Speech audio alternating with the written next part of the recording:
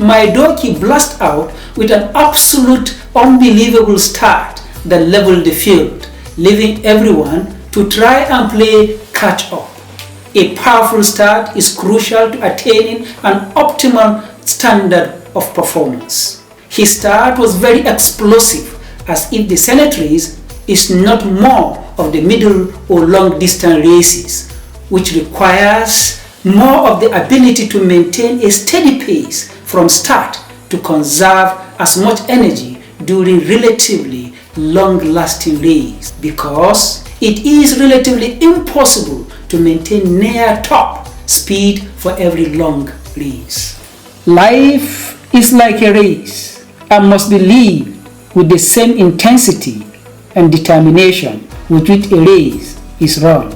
In the running world, sprinting and marathon races are on the opposite end of the spectrum and require very different skills. While both are challenging and require intense training, a sprint focuses on the short term, a marathon focuses on the long run. Every running event begins from a static start. A static start requires substantial amount of force to overcome inertia and achieve the fastest possible acceleration. An explosive start is critical because victory is often divided by as little as 1/100 of a second, as is particularly the case of a sprint run over a short distance at the topmost speed or done at full speed in limited period of time. As in sprint, Maidoki started very explosive, driving hard to shoot out of the blocks, which propelled him in the race faster than a good number of his distinguished colleagues, especially the first-time senators. Seasoned legislators have been known to accelerate faster out of the blocks than their first-time counterparts. They maintain maximum speed phase for longer distance because of their mastery of substantial speed, endurance, stamina, and mental toughness. After inauguration, the 10th Senate had 2 sittings in the month of June. However, the 2 sittings were mostly for many of the senators to acclimatize themselves to find their feet. A lot of behind-the-scene intra- and inter-party alliances, collaborations, and alignment of caucuses, political interest groups, and friendships forged. There were also the jostling and high-profile lobbying for senatorial appointments of equals among equals, and politicking for membership of the committees at the takeoff of the 10th Senate. Office allocation, seat arrangement took the better part of behind-the-scene activities of the senators in the period of preceding the inauguration of the 10th Senate. Thus, in the actual proceedings of the Senate, only 3 sittings took place on or before the 12th of July, which equals 30 days in office for the senators of the 10th Assembly. This 30 days assessment captures Senator Maidoki's major activities on the floor of the Senate and other activities representing his constituency of Kebbi South. Ahead of the resumption of the Senate, Senator Maidoki joined the leadership of the People's Democratic Party in a meeting held on the 3rd of July 2023 to discuss the Senate minority leadership. The PDP is the leading party of the minority parties in the Senate.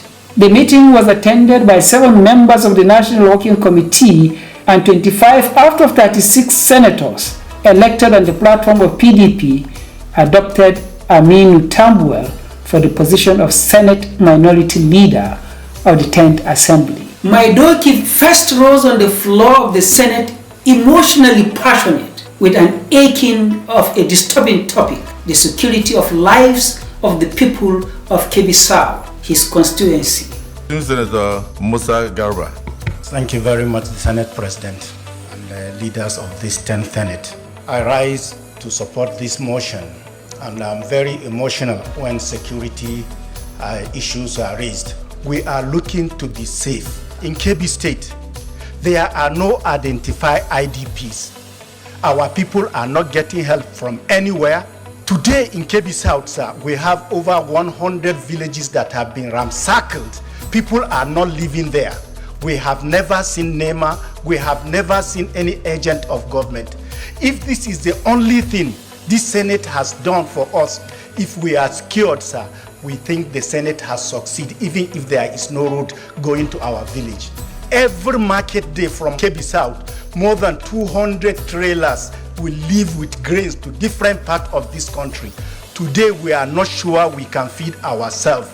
Any farm outside the city, you cannot go, you get dead. Yesterday, 10 people that sneaked to go to their farm just to clear the bush because of the setting of the rain, they were all killed. In our villages, Wasagu for instance, inside the Wasagu town, bandits came in and took 25 people. Nobody come to their rescue. We had bandits, we rushed to go and confront them with our civilian help. The police mobile force that are with us, 7 of them, followed our security vigilante. They were all killed. This is the crux of the matter, sir. I bring this cry to you. This is the reason why I'm in this Senate. Maidoki's compassionate heart and sensitive feelings to others was what rose him to passion and stirred his emotions as he imagined the suffering of the people he represents. Senate President's closing remarks on Maidoki's presentation caps it all. Well, distinguished Senator Musa Garba, you have expanded the issues far more than the mover of the motion even intended. Distinguished Senator Plan, you heard from Senator Garba that is in the Senatorial district in Kebbi State, that over 85 people were abducted and many are being killed daily. And the narrative is a bit scary. Before we go into the prayers, so we can take very decisive actions. He is aware of the incalculable human suffering and crunch of economic hardship the people are passing through. In that presentation, Maidoki had no option but to share the hardship of the people through a good representation. The responsibilities of those he represents, the fear that he might fail them, that he might let them down, and that he might betray their trust was all encompassing in that presentation. Even though Maidoki was not the mover of the motion, there was no doubt, as confirmed by the Senate President, his emotional contributions with uncontrolled bursts of emotions in fits of seizures made the motion much better.